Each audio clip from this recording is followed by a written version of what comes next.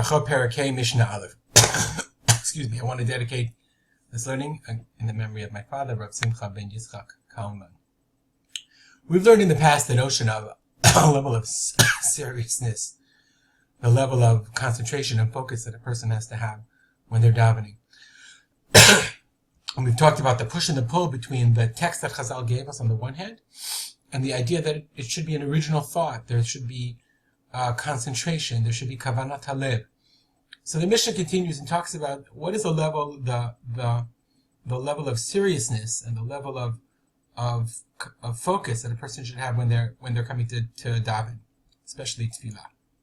Says the Mishnah, "En omdim lehitpalel ela mitoch koved rosh." It says ein ela, not plus except, means only. One only stands to pray, to daven, mitoch koved rosh. Koved rosh means the heaviness of the head. And then the Mishnah will explain and give an example. Chasidim Arishonim, the first Chasidim, the first righteous people, hayushohim sha'a achat umitpalalim. They would wait for an entire hour, and only then would they daven. Kedei sheyichavnu et libam lamakom. So they could focus their hearts for HaKadosh Baruch Hu. They would sit and they would think and they would concentrate for an hour in order that when they came to the time to daven, they would have the proper kavanah. Now, we're not Hasidim Rishonim, but let's be honest, there's a big difference between Baruch Atam Gal Yisrael or Baruch Atah Hashem Gal Yisrael, or you're ready to have a mincha, and you stand there and you gather yourself, and you focus, and you concentrate. So even though we're not Hasidim Rishonim, and it's not reasonable to expect an hour, it is reasonable to expect 5 seconds, 10 seconds to calm your mind, to focus your mind, and it can make the difference between a very bad davening and a very good davening. And this is exactly what the Mishnah is saying. Do you have koved rosh? Koved rosh is also a heaviness of the head, meaning a seriousness. Who are you praying to? So now the next section of the Mishnah will connote this idea in a very powerful way. You're in the middle of Shemona Esrei. Remember, we learned way back, if you're in the middle of the Berachot of Kriyat Shema, in between the Prakim of Kriyat Shema, if this person talks to you or that person talks to you, can you interrupt? Mipnei hayira, mipnei darkei shalom, etc., etc. So that's only for Kriyat Shema. What about for Tefillah? The Mishnah says, "Va'afilu hamelech shoel bishlomo." Even if the king is shoel bishlomo, is inquiring about his well-being, the king walks up to you, the president walks up to you, lo yishivenu. You don't answer him. Afilu nachash karuch al akevo. Even if a snake is wrapped around your ankle, lo yafsik. So I heard once a shiur from Rav Meidan, who's today the Rosh Yeshiva of Yeshivat Har Etzion, and he said it's very interesting. In the halacha, the Gemara comes along and says, yes, this is true, even if a king came up to you, if it's not a king you're afraid of. You know, the president of Israel comes up to you, the prime minister of Israel, if you're in the middle of Davening Shemona Esrei, he might not be happy, but he'll understand. Maybe he probably wouldn't mind. Okay, and he says, Spolter, how you doing? You keep going, you daven, lo yishivan, you can't answer.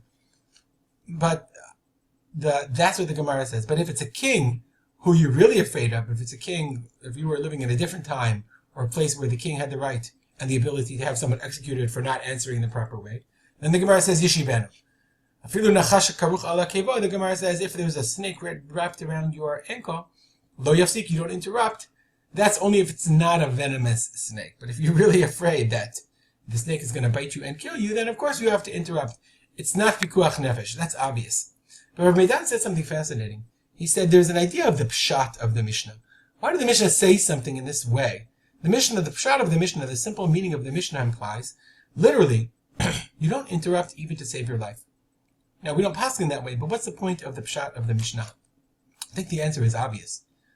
When we're standing before God in Shemona Esrei, do we really feel like we're standing before the King of Kings, before someone we have to have ema v'yirah, we have to have awe and fear?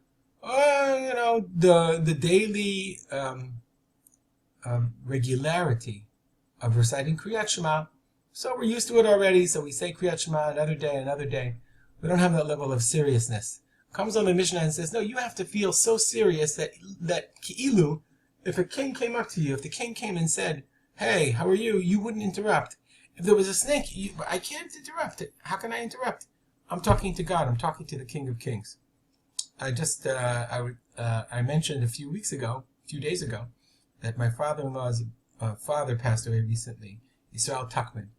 So we were sitting in Shiva right after the burial, and he was telling me how he would never come to shul without a jacket and a tie. Now in Israel we don't wear jackets and ties, but the idea is obvious. He would dress to the point where it inculcated in him the idea that he wasn't just going to davening. He was going to greet the Melech Malchei HaMelachim. And the dress should reflect that. Can't say I'm so great about that. It's probably an important thing to be aware of. And that a person's dress and a person's state of mind does affect the way they pray and does affect the seriousness. And it's not just about dress, obviously, but the way we pray itself. Are we speaking to God? Do we have the heaviness of mind that we're talking about life and death matters? Such that if there was a snake wrapped around our feet, nonetheless, we would still stand there and not interrupt. As always, comments or questions, rspolter@gmail.com. Have a great day.